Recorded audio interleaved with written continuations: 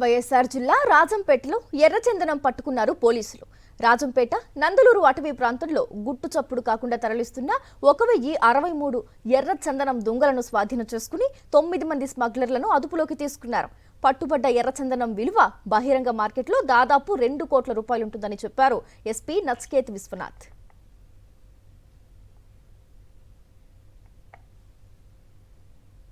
దాదాపు 361 కిలోగ్రామ్స్ ఈ red Sanders seize చేయడం జరిగింది. టోటల్ 15 లాగ్స్ మనమే సీజ్ చేయడం జరిగింది.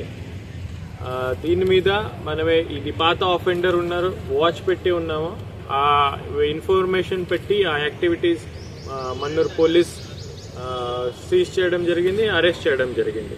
అదేవిధంగా ఈవెన్ సేమ్ నిన్నటి రోజు నందలూరు పోలీస్ పరిధిలో కూడా ఈ ఆపరేషన్ కంబైన్ ఆపరేషన్ లాంచ్ చేసాం. Nandaluru police and red sander task force ద్వారా రెడ్ హ్యాండెడ్ గా మనమే అక్కడ రెడ్ శాండర్ స్మగ్లింగ్స్ కి అరెస్ట్ చేయడం జరిగింది.